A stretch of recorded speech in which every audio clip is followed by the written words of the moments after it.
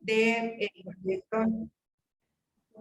de Voceras por una Vida Libre de Violencia. Muchas gracias al Instituto Municipal de las Mujeres y la Equidad de Género de Tlalnepantla de Vaz por hacer posible este espacio de diálogo, estos conversatorios en donde conocemos las experiencias que se están haciendo en el Estado de México para conseguir la igualdad sustantiva que tanto buscamos.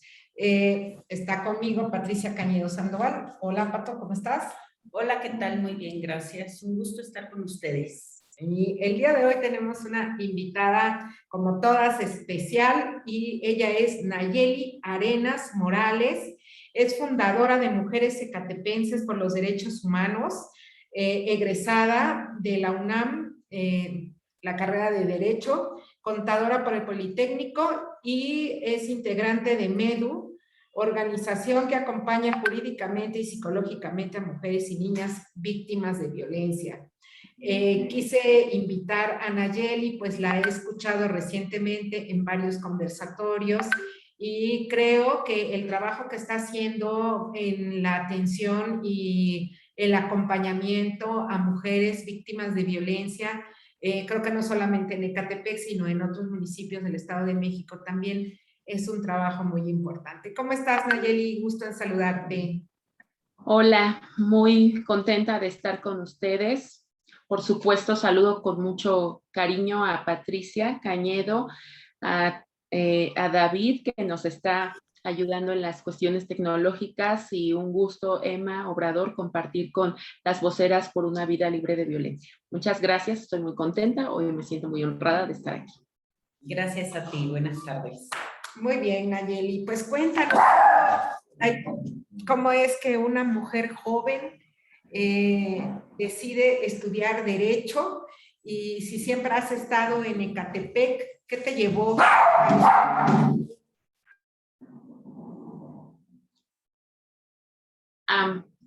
Bueno, pues muchas gracias por lo de joven.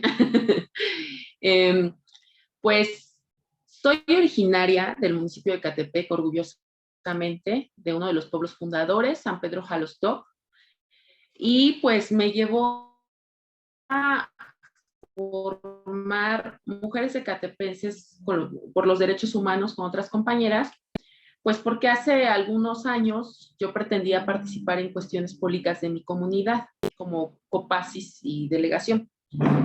Sin embargo, en ese entonces fui víctima de violencia política. Hoy día identifico claramente los términos que se le han dado a esas violencias, como pisos pegajosos, techos de cristal, etcétera. En ese entonces no, y yo creía que era normal, porque así te lo hace ver la sociedad. Algo que perjudica mucho a las mujeres, nos perjudica mucho, es la normalización de la violencia. Entonces en política, pues te metiste a esto, ahora te aguantas. Y yo traía un proyecto muy positivo, me senté a leer los bandos municipales, me puse a armar un proyecto en varias áreas. Para mí, mucha violencia digital, difamaciones,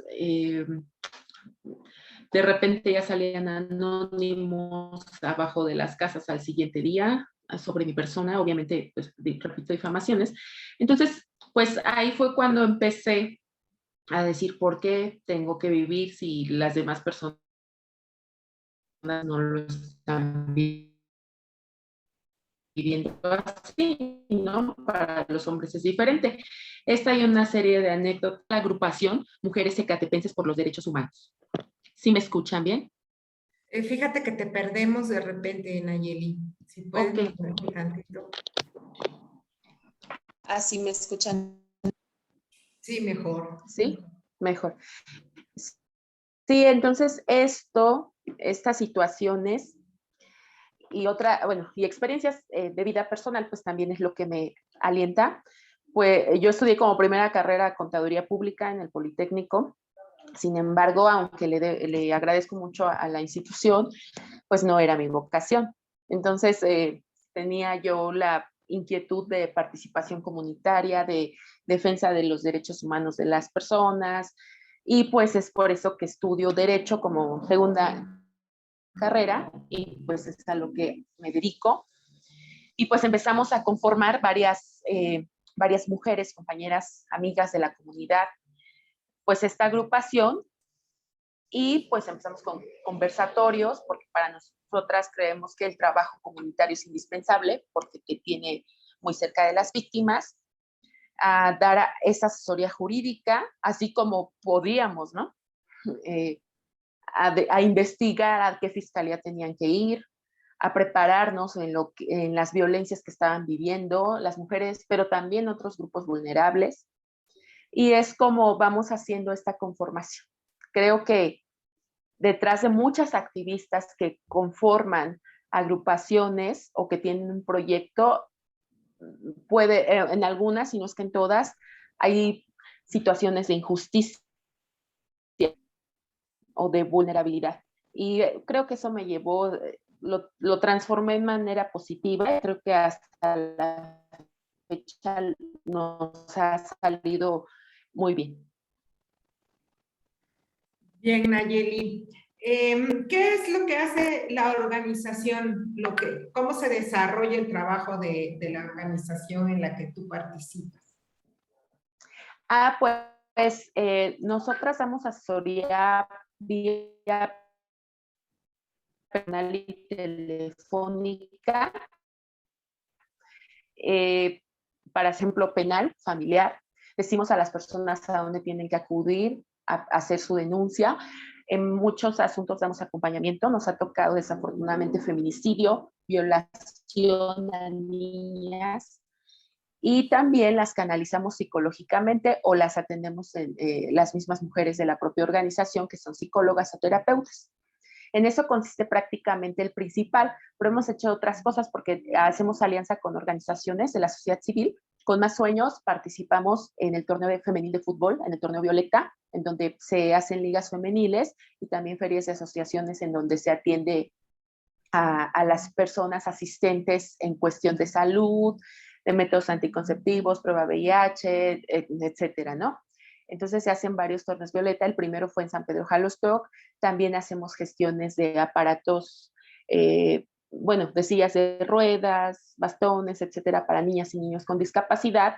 Hemos impreso algún otro material. Por ejemplo, en el 2019 imprimimos para el Estado de México la ley de bolsillo, que es en unas compañeras de la Ciudad de México, Indira Sandoval, y nosotros la coeditamos a las leyes del Estado, ¿no? En donde viene el lenguaje sencillo, que es la violencia, viene el violentómetro, viene un directorio a donde acudir, un directorio de asociaciones, y pues estos los llevamos a conversatorios. También participamos con otras organizaciones que apoyan a niños y niñas que practican algún deporte, y así, entre varias cosas, pues pero principalmente el acompañamiento y el apoyo psicológico. Muy bien, Nayeli. ¿Cuáles crees tú que son los mayores obstáculos que enfrentan las mujeres, las niñas, para acceder a la justicia?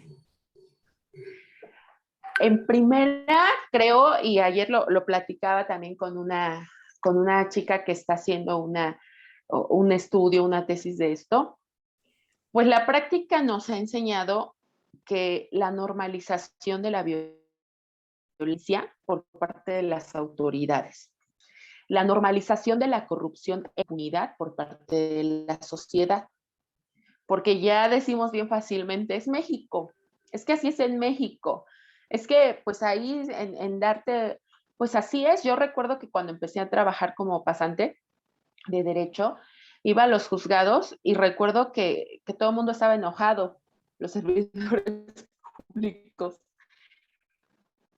y trataban súper mal incluso abogados. Yo ya estudié, ya me tocó el plan de estudios de la Reforma Constitucional de Derechos Humanos del 2011.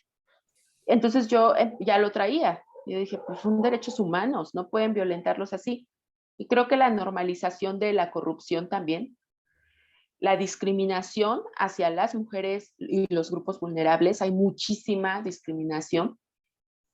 El conformarnos el no creernos, y algo yo siempre he dicho, México tiene un andamiaje jurídico ya que no está completo porque seguimos luchando, ¿no? Para que haya leyes que mejoren la vida y la calidad de vida de las personas. Pero pese a ello, aún no nos sentimos todas las mujeres titulares de esos derechos. No hay lucha que haya defendido un movimiento social, una agrupación que no considere suya. Y las personas aún no consideran suyos los derechos humanos. Es más, hay lugares, hay rincones donde ni siquiera han escuchado esta palabra o estas palabras. Y pues creen, obviamente, que los derechos humanos son para otras clases, para otros países. Entonces, en la medida que nos apropiemos de esos derechos, vamos a hacer esa defensa, que no necesariamente consiste en que todos seamos o sean defensoras de derechos humanos, sino que consiste en que no permitas la violación de los mismos. Creo que esos son obstáculos, además de muchos otros, ¿no? La falta de capacidad de muchas personas, la debilidad institucional. Tú vas a una fiscalía y está un poquito más moderno, creo que mi celular. O sea, vas a alguna fiscalía y yo he escuchado, me han dicho, Nayeli, nosotros no sabíamos lo que era perspectiva de género, ahora que están con lo de Spotlight, nos dicen, pues ya no tuvimos que aprender y porque yo lo tuve que investigar. Y esa falta también una falta de empatía, por supuesto, y es cuando te empiezas a preguntar, ¿quién entra? ¿Cómo entran al Poder Judicial? ¿Cómo le hicieron para estar impartiendo justicia? Porque somos, yo lo decía en la mañana, somos seres humanos, finalmente los servidores públicos son seres humanos y traen en su vida, en sus pensamientos, en sus hábitos, pues hábitos, pensamientos patriarcales que finalmente van a depositar en una sentencia. Si no desaprenden esos hábitos culturales, van a depositarlos en una sentencia y se van a repetir las injusticias por género. Totalmente de acuerdo contigo, Nayeli. Sí, creo que se enfrenta todo un sistema en donde lo que nos ha inyectado a toda la sociedad es precisamente estas formas de convivencia en donde las mujeres estamos en una situación de desigualdad constante y que ha originado problemas graves como los feminicidios, ¿verdad? ¿Qué opinas tú sobre Ecatepec, que es un municipio que tiene doble alerta de violencia de género? Tlalnepantla también tiene alerta de violencia de género. Son municipios en donde se han tenido que tomar medidas especiales en cuanto y emergentes, ¿no? Porque lo que tiene la alerta de violencia de género es que es una acción de emergencia ante una situación de violencia que están viviendo las mujeres en ciertos territorios. ¿Cuál es tu opinión respecto a las alertas? Porque ya llevan la primera, que es por feminicidio, y la segunda por desapariciones. La primera ya lleva un tiempo que se implementó y aún sigue la alerta. Yo personalmente no sé si este espacio de tiempo en que se está desarrollando la alerta se pueda considerar como pertinente, ¿no? Porque creo que no sé todavía las evaluaciones y los diagnósticos que se están haciendo nos muestran que la violencia sigue siendo extrema, ¿no? Con las niñas y las mujeres. La alerta ha traído cosas importantes, ha desarrollado proyectos importantes en los municipios, pero también pareciera ser que se cargó mucho la mano en el sentido de que la alerta iba a ser la solución a un problema social, ¿no? Y este problema social grave creo que tiene diferentes niveles en donde se tiene que intervenir. No solamente se trata del Estado, del gobierno, de esta medida emergente, sino que también la ciudadanía y la población tienen que tomar medidas al respecto. Y ahí es en donde siento que nos falta. ¿Qué opinas tú de todo esto, Nayeli? Evidentemente es un tema multifactorial. Es un tema pues que corresponde y que incide, perjudica a toda la sociedad y sobre todo se gesta en cualquier círculo de la sociedad. La alerta de género, por supuesto, considero positiva,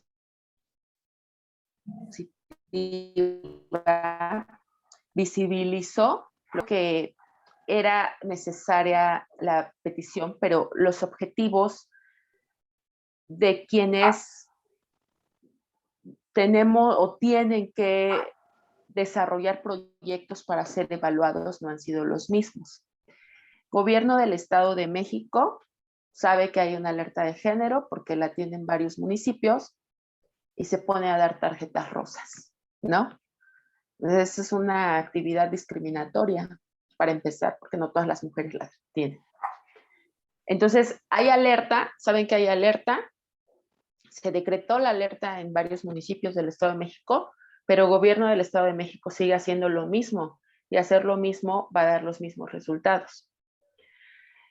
Hay alerta de género y en cuestiones educativas, y me llama mucho la atención porque estamos en Parlamento Abierto, varias compañeras,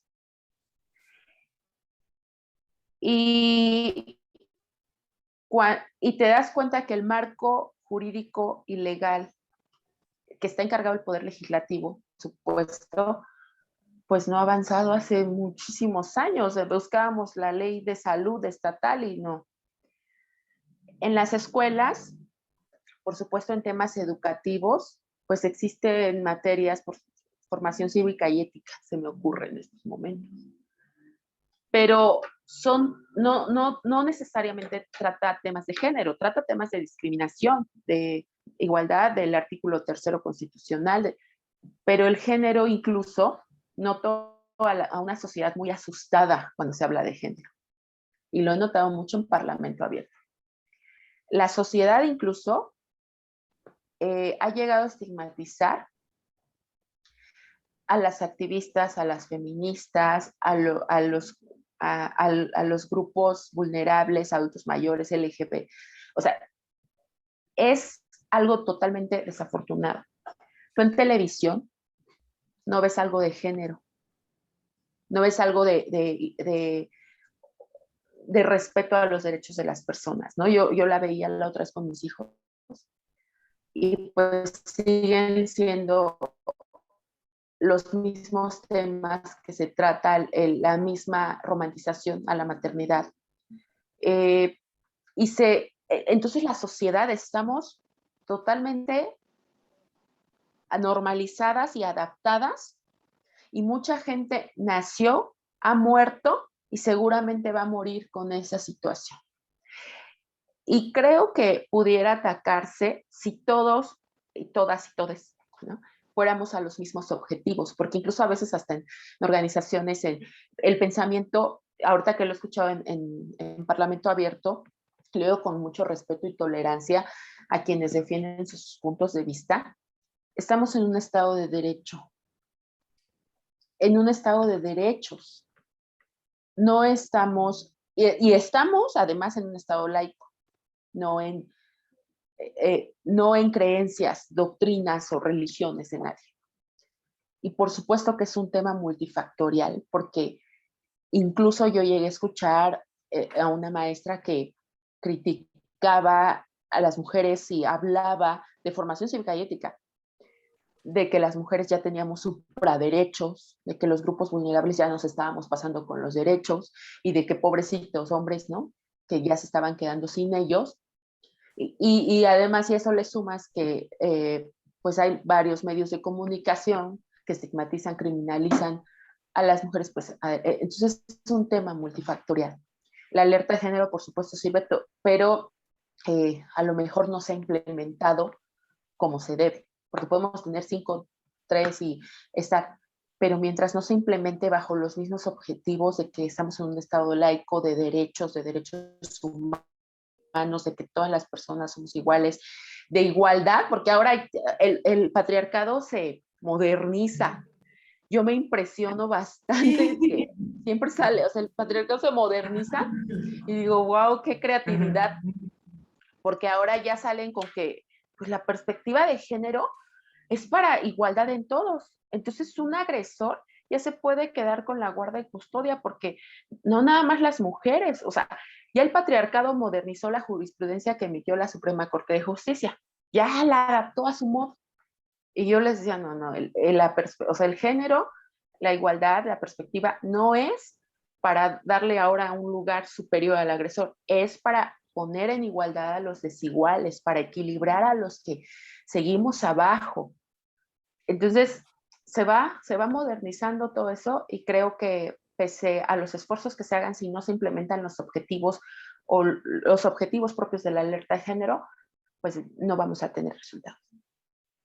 Definitivamente, Nayeli, esto que nos estás comentando. Y justo lo que dices ahora me trae a la mente lo de la violencia vicaria, que la violencia vicaria es esta violencia en donde, y es bien recurrente, solo que ahora ya se está nombrando así, ¿no? Como violencia vicaria, que es que el padre agresor se queda con los hijos, las hijas, y que muchas veces utilizan a sus familias, a sus hijas, a sus hijos, para violentar a la pareja, ¿no? Para amenazarla, para controlarla. Y en los casos que atendemos nosotras, muchos de estos casos tienen que ver también con el control de hijos e hijas, ¿no? De que tener el control de los hijos y las hijas implica también tener el control de la pareja y que las amenazan con que se los van a quitar.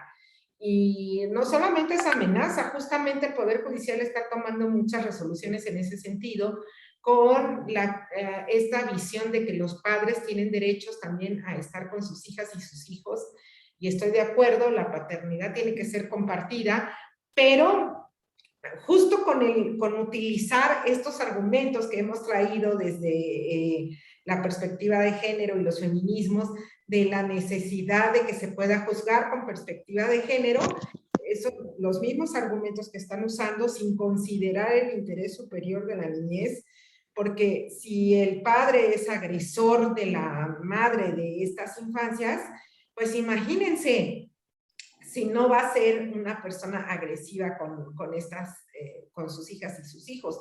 Y lo estamos viendo, ¿no? Padres que toman la vida de sus hijos para vengarse de sus parejas. Ha sucedido en España, ha sucedido en Argentina, pero también aquí en México, ¿no? Entonces, esta violencia vicaria es como una constante, ¿no? ¿Qué otros casos son los que ustedes llevan, Nayeli, los casos que más llevan ustedes? ¿Sobre qué son estos casos? Fíjate que sí, no recordaba el nombre de violencia vicaria, sí hay mucho. En cuestiones familiares, el día de mañana, en Parlamento Abierto voy a presentar una propuesta legislativa respecto a la obligación alimentaria. Ya se han presentado, yo le llamé obligación alimentaria con perspectiva de género, así le llamé. Bueno, en Parlamento Abierto esperemos que pase, ¿no? Esperemos, pero en una realidad ya que sea ley. Me llama mucho la atención y además creo que violenta a las personas, a los niños, niñas, mujeres, el incumplimiento de esas obligaciones. El Senado de la República estableció para el 2019 de 100 sentencias que se emiten, que están bien bonitas y que las lees y solo 67 más bien no se cumplen. Entonces, además son cargas al Poder Judicial porque hay que estar metiendo incidentes de cumplimiento que son como, bueno, para el público que nos ve como asuntos chiquitos dentro del grande, para que el deudor cumpla. Bueno, en lo que te dan la audiencia, pues ya pasaron 6 meses, ¿no? O en lo que te dan esto, en lo que acabó el asunto, a lo mejor el menor ya tiene la mayoría de edad. Recibí un asunto de una señora que tenía 8 años tratando de que se vinculara proceso al deudor alimentario moroso y aún no lo conseguía. Entonces, porque además los apapachamos. cabe mencionar que los deudores alimentarios morosos pueden ser hombres y mujeres, ¿no? Pero además los apapachamos, además los queremos, porque las paternidades con poquito pueden ser buenos padres. Las maternidades con poquito podemos ser las peores madres. Y además apapachamos eso. He tenido, digo, no todo, sí quiero hacer y reconocer que hay personas en el Poder Judicial que mis respetos, como en todos lados hay, pero en una ocasión para inscribir en el registro de deudores alimentarios morosos, me costó muchísimo para inscribir a alguien. Y llamas al registro civil porque es una unidad dependiente del registro civil y te lo juro que si llamas ahorita preguntando dónde está esa unidad, no te van a responder, no te saben decir. Y te metes a la página de gobierno del estado y está cómo obtener tu certificado de no deudor alimentario, pero no está cómo inscribir a los deudores alimentarios morosos. Entonces se tolera mucho, se les perdona, y eso es violencia económica y que ocasiona daños materiales y también inmateriales, daños al proyecto de vida de las y los menores, daños patrimoniales a la familia, daño moral, por supuesto, porque si las niñas iban a tener, o los niños, una actividad recreativa, ya no la van a tener porque con lo que tienen en casa apenas sí les va a alcanzar para comer. Entonces, la idea de esta iniciativa de ley que se ha presentado en otros estados, sin perspectiva de género, bueno, claro, ahora le agregamos esto, es que los deudores morosos no puedan tener licencia de manejo, no puedan casarse, no puedan tener préstamos bancarios, como en otros países como Argentina, como en Canadá, porque si no, entonces, ¿cómo le vamos a hacer? Ya los niños crecieron, ya, entonces, o sea, y seguramente van a salir con, no, pero es que van a haber un buen de amparos y porque pues la libertad de tránsito, pero existe el interés superior del menor. Eso es una violencia. Y además le va a quitar cargas al Poder Judicial. No es lo mismo a que te inscriban en el Instituto de la Función Registral, que si no tienes propiedades, que te van a quitar, ¿no? A que te quiten la Debería licencia de de ser, manejo. perdón, debería de ser una iniciativa también, así como te piden o pedían, que todavía en Guadalajara lo piden, hay lugares en donde lo piden la carta de no antecedentes penales, que cuando tú vas a solicitar un empleo, sobre todo en los hombres, que son los que, pues, Sí, tienen la falla mayor, claro. así, ¿no?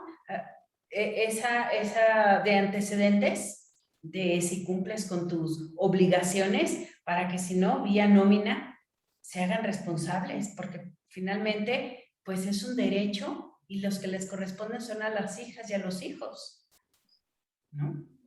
Así es. Y pues se inventan un buen de argucias, ¿no? O sea, es como hoy trabajo aquí, mañana ya me salí, trabajo en otro lado y fíjate que nos ha tocado que hasta empresas se prestan. O sea, hay empresas que no dejan pasar a las víctimas. eh, Digo víctimas porque hay una violencia obviamente ahí económica. No dejan pasar ni a las víctimas a la empresa, a dejar el escrito que emite el juez ordenando el descuento vía nómina, por ejemplo. Entonces es un peregrinar y fíjate que no volteamos muchas veces a eso, como pues está normalizado que el papá se fue por los cigarros. O sea, de verdad, se fue por los cigarros, no volvió. Es más, hasta romantizamos a las madres que nos hacemos cargo de los hijos solas y no, está bien, tú sí puedes y seguimos romantizando ese tema y por supuesto se sigue apapachando. Entonces es algo que tengo lo llamo ilusión de que algún día se haga realidad, de que de verdad en México se hagan cosas efectivas para proteger a los grupos vulnerables, ¿no?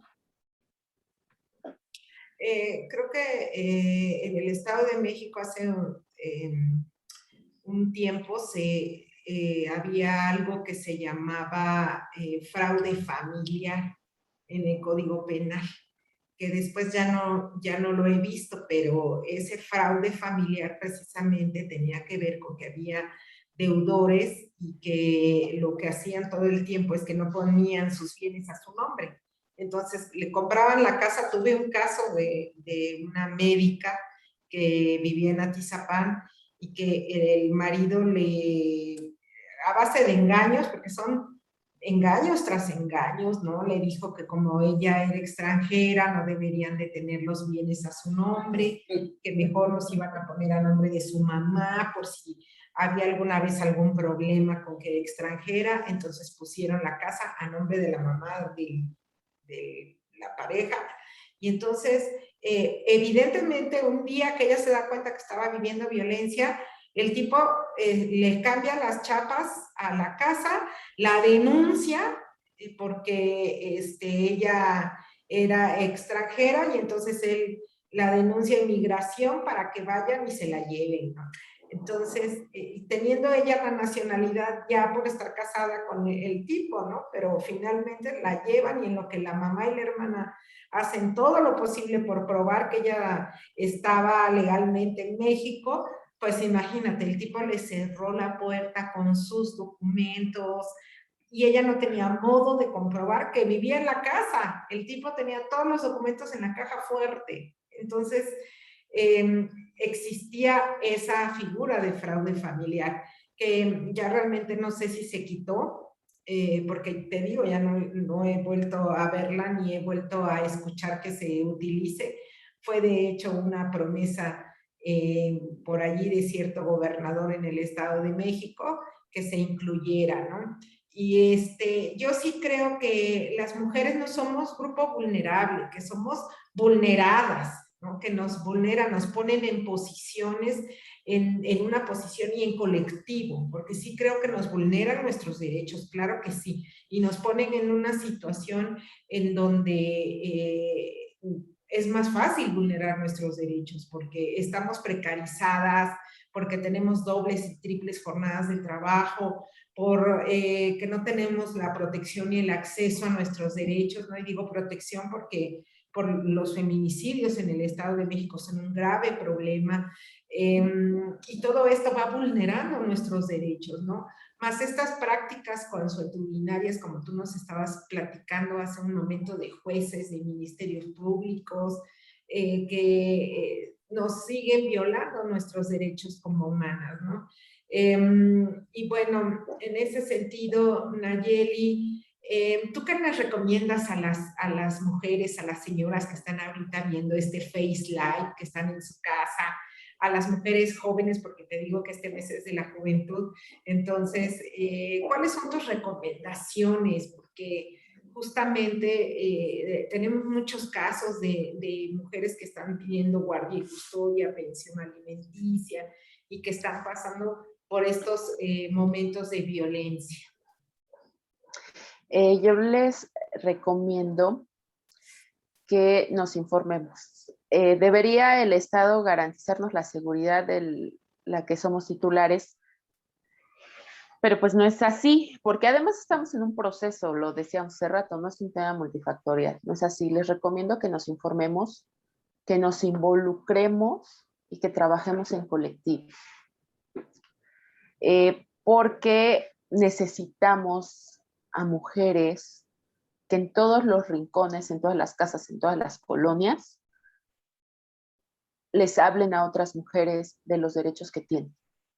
Necesitamos estar hasta que, así como ahora ya todo, la sociedad sabe que hay feministas, que antes no se escuchaba mucho. O sea, yo recuerdo hace todavía algunos años y era muy poco común ver a algún grupo o saber de él. Ahora también nos ayuda mucho las redes sociales. Pero no se escuchaba tanto. Ahora que ya la sociedad, incluso yo he llegado a escuchar, aguas, son feministas. Yo digo, qué bueno que digan eso, ¿no? Que nos unamos en conjunto, se pueden hacer mejores cosas y que hagan uso del derecho, del derecho, aunque no sean litigantes, aunque no tengan alguna carrera, aunque no sean postulantes, que hagan uso del derecho en sus cosas, el derecho que han creado mujeres para mujeres, que hagan uso de esos tratados internacionales que que hagan uso de esas frases que escuchamos decir que las mujeres crearon y que han estudiado tanto y que han impulsado leyes, que hagan uso de ese derecho y de mencionarlo, porque además mencionarlo y replicarlo, que se lo aprenda quien se lo tenga que aprender, que todas las mujeres tenemos derecho a vivir una vida digna y libre de violencia. Y a mí me llama mucho la atención porque había compañeras en la agrupación pues que no habían, digo, yo lo sé porque lo estudié ya con la reforma del 2011, pero había compañeras que no, nunca habían estado. Y ahora me gusta, me encanta escuchar cuando dicen los derechos humanos de las mujeres, porque para eso se crearon todos los instrumentos, para eso se crea, que hagan uso también de las organizaciones de la sociedad civil, que te escuchen, Emma, tú trabajas mucho, te he encontrado también estamos en la articulación del Estado de México en esto, he escuchado mucho de ti, también he escuchado de Patricia, no tenía el gusto de conocerlas, eh, pero que entonces nos busquen ayuda, no se callen, no tengan pena, no normalicen, no se dejen intimidar ni persuadir, porque pues obviamente la información es poder. Entonces todo eso que está bonito escrito en las leyes se quedará en poesía si no llega al último rincón de cada colonia de la tierra. Si no llega al pueblo de San Pedro, si no llega en Ecatepec, si no llega a Chiconautla, si no llega a Tlalnepantla, no tiene que estar en el instituto y en la organización Mujeres Ecatepenses, tiene que estar en las casas, en todos lados. Y pues tenemos que educar responsablemente a las niñas con esto que además es real y además es la verdad, que las mujeres tenemos derecho a vivir bien. Muy bien, excelente, Nayeli. Con todo esto que nos estás diciendo, yo quisiera comentarles a las compañeras que hay algo que se llama Red Naranja y que la Red Naranja es una app que ustedes descargan a su teléfono celular. Ahí la pueden ver. Ay, bueno, es Red Naranja, es que ahí brilla un poco, pero ustedes la descargan en su teléfono celular y aquí en esta Red Naranja van a tener números de contacto de emergencia. Entonces, aquí tienen los números de contacto de emergencia, como es Línea Sin Violencia, Prevención de la Violencia de Género, Procuraduría de Protección de Niñas, Niños y Adolescentes, Emergencias, Atención para la Mujer, Servicios Itinerantes de la Secretaría de las Mujeres, Personas Desaparecidas, micrositios de la Red Naranja. Entonces, esta es una app que tiene utilidad, por ejemplo, en Línea Sin Violencia, ustedes le aprietan y despliegan los números de emergencia y justamente es uno de los medios y unos recursos que se están desarrollando. Creo que en Ecatepec tenían una también especializada, ¿no? Una app especializada de mujeres sin violencia, no sé si todavía la tienen, pero todavía pude conocerla un poco, esa app que precisamente detectaba a las usuarias que tenían sus medidas de protección. Entonces era una app interesante que no sé si aún continúa, Nayeli, esa app, no sé si sabes tú. Desconozco en el momento y no quisiera malinformar a quien nos ve, pero voy a investigar, por supuesto. Y fíjate que no es por nada, pero creo que el Instituto de la Mujer, no sé si aún esté la maestra Karen al frente, creo que ha hecho, yo la conozco hace unos meses, donde no sé si ya pasó un año, ya ven que con la pandemia se ha perdido la noción del tiempo, ¿no? Sí. Nos entrevistó también, creo que ha hecho cosas muy positivas, sé también de la pulsera que hay, he visto también el reconocimiento a las líderes, este programa, por ejemplo, está excelente, y pues creo que hay, eso es cuando se habla de autoridades que han trabajado bien, ¿no? Yo creo de verdad que la maestra Karen ha hecho un excelente trabajo. Y creo que se pueden hacer más cosas y desconozco que si en Ecatepec lo hay, voy a preguntar. Y también pues en breve la organización Más Sueños en alianza con nosotras, pues también sacaremos una app que sí, les compartiremos. Ajá. Entonces, yo creo que hay que hacer uso de todo, ¿no? Hay veces en los que los institutos están vacíos, o por ejemplo no se sabía que había un lugar, o muchas mujeres no saben que hay un refugio, o que pueden acudir. Nosotras, por ejemplo, cuando nos llegan asuntos de Tlalnepantla, los canalizamos allá al instituto y les han resuelto muy bien, les han ayudado mucho. Entonces, pues, muchas felicidades también por informar de esta app, ¿no? Hay que pasar la voz. Sí, yo creo que es algo muy importante porque, y veo que nos ha pasado que cuando estamos las mujeres en espacios de liderazgo, pocas veces nos aplaudimos nosotras mismas o nos abrazamos, ¿no?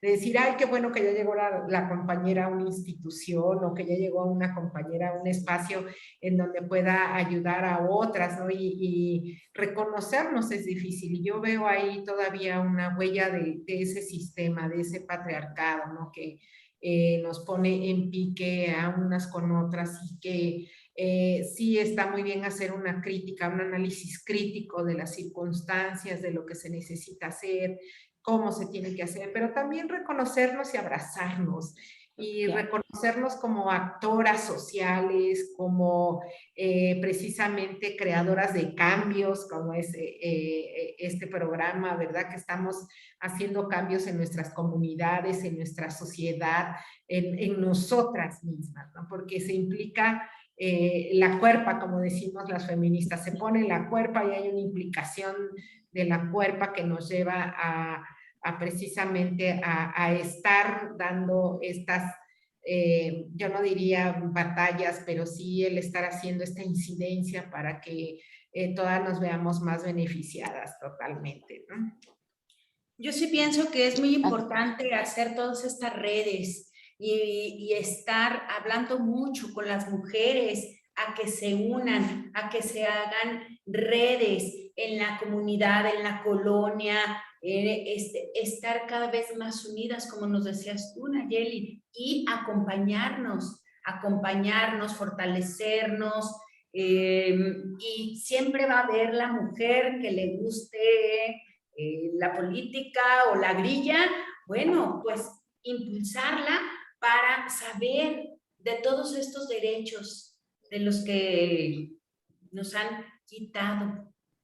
Y acompañarnos. Y si sabemos que en la colonia, la vecina está padeciendo, viviendo violencia, ¿dónde? No nomás es decirle, comadre, no te dejes. No, saber acompañarla, porque mucho es lo que necesitamos las mujeres, el acompañamiento, el sentirnos fortalecidas, que no estamos solas y que podemos echar mano de las amigas o de las vecinas. Si yo tengo que ir a denunciar, ¿con quién poder apoyarme para que me cuiden a mis hijas o a mis hijos que están pequeños? A fortalecer todas estas redes para apoyarnos y para saber que no estamos solas y que podemos juntas muchísimo más. Reconocernos, y también esta parte que dice Pato, cómprale a una mujer. Si vas a comprar algo y sabes que ella está vendiendo, apoya su economía, porque justamente nos cuesta doble o triple el ser empresarias, el ser, tener un espacio reconocido en estos campos, ¿no? Tanto en lo que es el comercio, tanto como en lo que es la economía. Si tú conoces a una mujer que está que es productora, las pequeñas productoras, las artesanas, cómprales, porque eso implica que estás fortaleciendo economías de mujeres y que cuando fortalecemos la economía de las mujeres, estamos fortaleciendo mucho la economía de las familias y de la comunidad, porque ahí estamos siempre presentes, ¿no?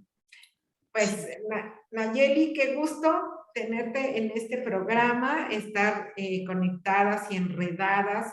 Ha sido un placer escucharte. ¿Quieres decir algunas palabras de despedida a nuestra audiencia?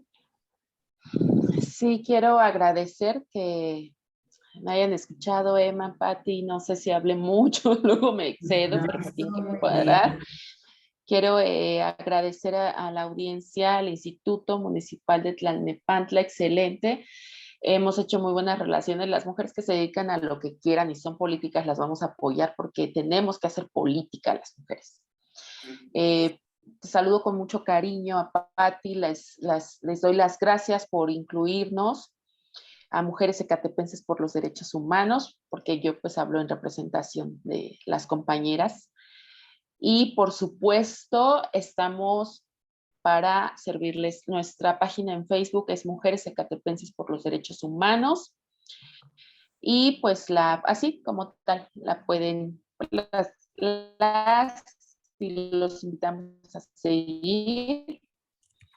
Y también, pues como reflexión dejo que las mujeres estamos en un proceso de conocido a quien ya no tenga nada de patriarcado, de algún pensamiento.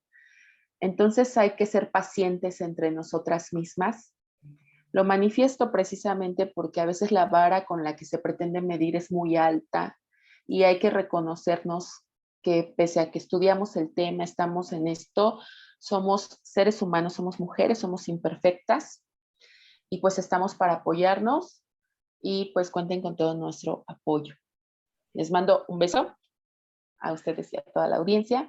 Muchas gracias a David que nos ayudó porque andaba mal mi conexión. Muchas gracias. Que tengan muy bonita tarde. Gracias, Emma.